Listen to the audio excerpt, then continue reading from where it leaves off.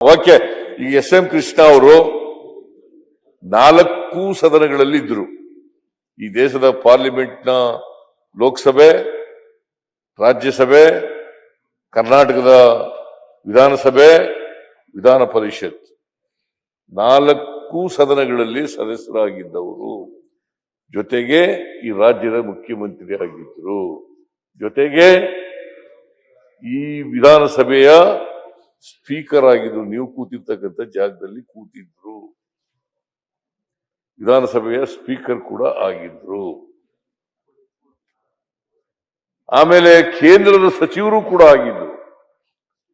ಆಮೇಲೆ ರಾಜ್ಯಪಾಲರು ಕೂಡ ಆಗಿದ್ರು.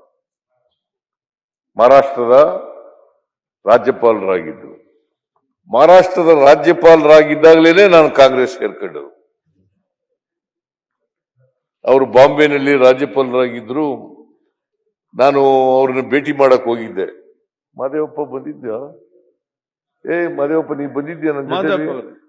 ಎಸ್.ಎಂ. ಕೃಷ್ಣ ಅವ್ರನ್ನ ಭೇಟಿ ಮಾಡಿದಾಗ ನೀ ಬಂದಿರ್ಲಿಲ್ಲಲ್ಲ? ಮುಂಬೈ ಇಬ್ರಾಹಿಂ ಹೋಗಿ ನಾನು ಕಾಂಗ್ರೆಸ್ ಸೇರ್ಬೇಕು ಅಂತ ಅನ್ಕೊಂಡಿದ್ದೀನಿ,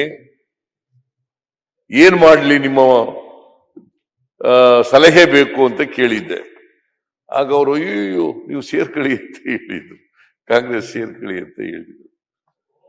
ಸೊ ಅವರು ಒಬ್ಬ ಸಜ್ಜನ ರಾಜಕಾರಣಿ. ಅವ್ರು ಏನ್ ಹೇಳಿದ್ರು ಅಲ್ಲಿ ರಾಜ್ಯಪಾಲ ತಿಂಡಿ ಕೊಟ್ಬಿಟ್ಟು, it is historical necessity Siddaramaiah teams admitted to Congress party ಅಂತ ಸೋನಿಯಾಜ್ ಅವ್ರಿಗೆ ಮಾತಾಡ್ಬೇಕು ಅಂತ ಹೇಳಿ ಅದ್ ಮಾಡ್ತಿದ್ದೀನಿ ನಾನು.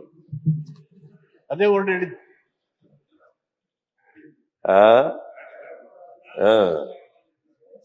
ಸ್ವಲ್ಪ ಇನ್ನೊಂದು ಸ್ವಲ್ಪ ಉಪ್ಪು ಖಾರ ಹಾಕಿ ಹೇಳ್ತಾ ಇದ್ದಾರೆ ಅವರು. ಏನೇ ಆಗ್ಲಿ ಮಾನ್ಯ ಅಧ್ಯಕ್ಷರೇ, ನಾನು, ಇಬ್ರಾಹಿಮು, ಮಾದೇವಪ್ಪ ನಾವೆಲ್ಲ ಹೋಗಿದ್ದೆವು ಮುಂಬೈಗೆ. ನನಗೆ ಕಾಂಗ್ರೆಸ್ ಸೇರ್ಕೋಬೇಕು ಅಂತ ತೀರ್ಮಾನ ಆದ್ಮೇಲೆ ನಾವೆಲ್ಲ ತೀರ್ಮಾನ ಮಾಡಿದ್ವಿ. ನಾವೆಲ್ಲ ಮಾದೇವಪ್ಪ, ನಾನು, ಇಬ್ರಾಹಿಮು,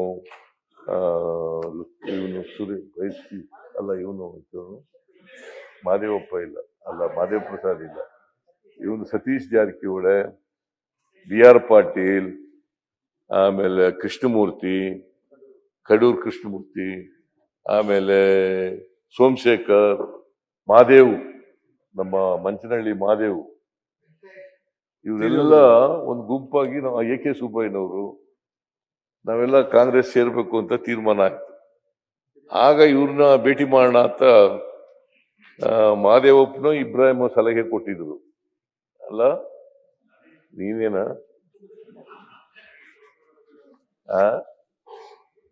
ವೆಂಕಟೇಶ್ನು ಇದ್ದು ನಮ್ ಜೊತೆಗೆ.